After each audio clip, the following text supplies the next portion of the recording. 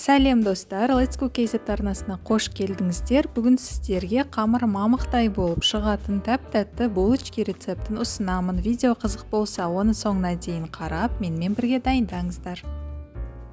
Ең алдымен булочки қамырын дайындаймыз. Ол үшін ыдысқа 300 грамм жылы сүт құямыз. Одан кейін бір жұмыртқа жарамыз. Сонымен қатар 130 грамм қант, 1 грамм ванилин және 15 грамм ашытқы саламыз. Және қант ергенше барлығын жақсылап араластырамыз. Соңында 100 грамм сұйық май құйып, тағы бір араластырып аламыз. Енді осыған алдын ала еленген 550 грамм ұнды қосып, өте жұмсақ қамыр елеуіміз керек. Ең бастысы достар, оның барлығын бірден қоспаймыз, қамырдың консистенциясына қарай реттеп отыруымыз қажет.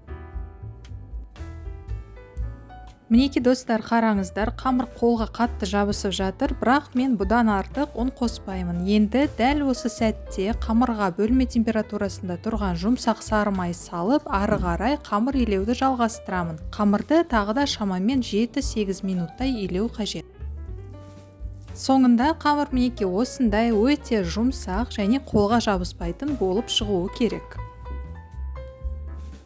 Осымен қамыр дайын достар, енді оның бетін жауып, жылы жерге шамамен 1-1,5 сағатқа көтерілгенше қоямыз. Ал ол уақытта өзіміз салмасын дайындайық. Ол үшін 300 грамм сүзбеге 1 жұмыртқа жарып, 100 грамм қант қосамыз. Және шанышқымен 1 келкі болғанға дейін араластырып аламыз. Осымен салма дайын. Қамырда мінеки осылайша көтерілді достар. Енді оны осындай ұзын етіп алып, тең бөліктерге бөлеміз. Менде салмағы шамамен 65 граммнан 17 бөлік шықты.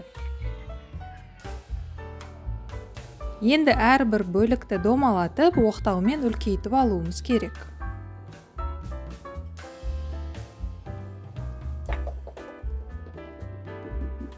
Одан кейін қамырдың бір жартысын мінеки осылайша кесіп шығамыз. Ал екінші жартысына салмадан салып, оны жақсылап бекітіп, видеода көрсетілгендей етіп ораймыз.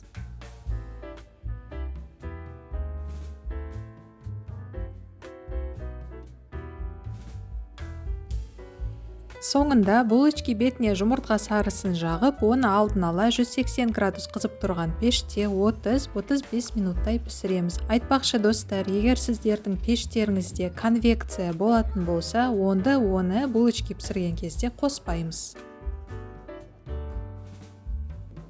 Мінеки достар, осымен булочки дайын, өте жұмсақ, тәтті және әдемі. Міндетті түрде дайындап көріңіздер және рецепт үшін лайк басып, пікір қалдыруды ұмытпаңыздар. Видеоны қарағандарыңыз үшін көп рахмет. Келесі кездескенше аман сау болайық.